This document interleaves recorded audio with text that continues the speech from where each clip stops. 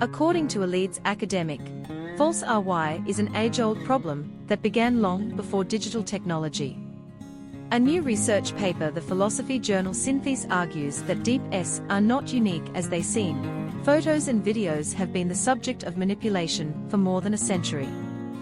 Philosopher Dr. Joshua Habgood says we should focus on the sinister social issues behind the videos, such as misogyny and racism, rather than viewing deepfakes as a sign of digital apocalypse.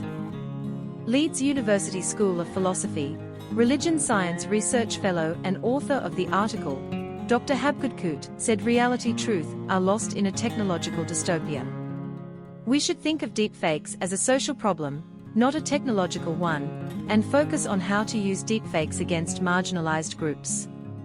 In recent weeks, deepfakes of Pope Francis wearing a puffer jacket and Donald Trump being arrested have flooded social media, showing clear signs of digital manipulation, from extra limbs to crooked hands. Photo manipulation began in the late 1800s, more than a century ago, not with the introduction of Photoshop in 1990. Dr. Habgood said, "The idea of a golden era, when records seamlessly represented the world, is a fiction." The research highlights a few examples of this. Famous photographs from the 1860s were claimed to capture real spirits, including the ghost of Abraham Lincoln. Photographer William Mulmer was accused of, and after sensational lawsuit in 1869, a columnist for the New York World wrote, "Who from now on can trust the accuracy of photograph?" Footage. The Spanish-American War of 1898 included widespread, including staged cavalry attacks, and the used toy boats to represent naval conflicts. The New York Evening Graphic produced staged photographs to illustrate current events between 1924 and 1932, and often printed sexualized s of women. Until the 1980s, film and development processes were set up to accurately portray only white skin, often changing the skin tones of anyone with darker skin to hide their faces in artificial shadows.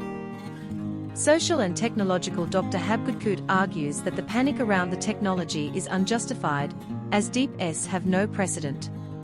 Deepfaking is not as simple as pushing a button. It takes significant expertise, large sets of the target, and substantial computing power to create a believable deepfake. According to his research, we should instead consider media reform and institutional political change to tackle the social problems behind deepfakes. Deepfake pornography has become a major concern, as celebrities are often turned into sexually explicit videos without their consent. Because this disproportionately affects women, Dr. Habgood says this type of pornography says more about misogyny than technology. Dr. Habgood said, "We can see the threat of pornographic deepfakes is not that they convince anyone the target woman is a true depiction, but rather their ability to effectively spread sexist propaganda." According to the study, we should also be concerned about the impact of deepfakes on racist groups. For example, Shoodogram, a black virtual influencer, sparked controversy in 2018 after it was revealed that all footage of Shoodo was computer-generated by a white creator, according to The New Yorker.